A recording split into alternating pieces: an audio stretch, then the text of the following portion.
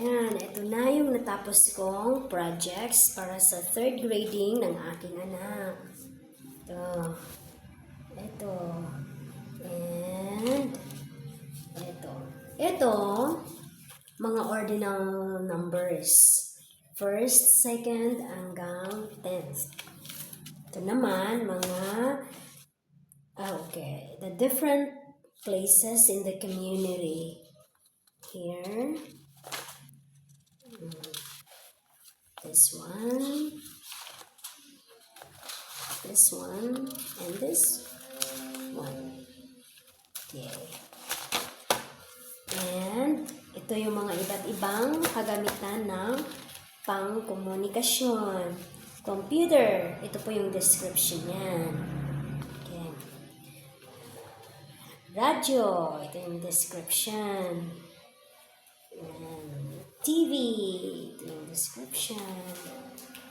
Okay. At mga ito, liham, cellphones, fax machine, walkie-talkie.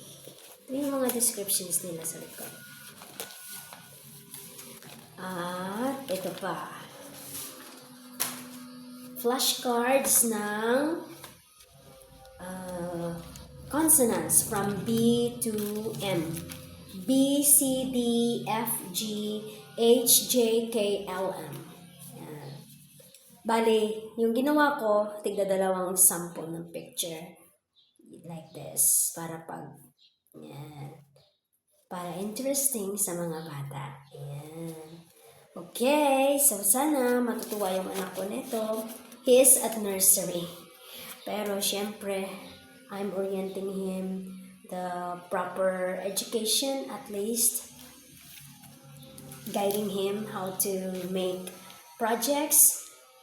Nag-help siya minsan noon gamit lang yung pagpapadikit. That's it. Pero at least alam niyang ginagawa ko yung project niya. Okay, see you later guys!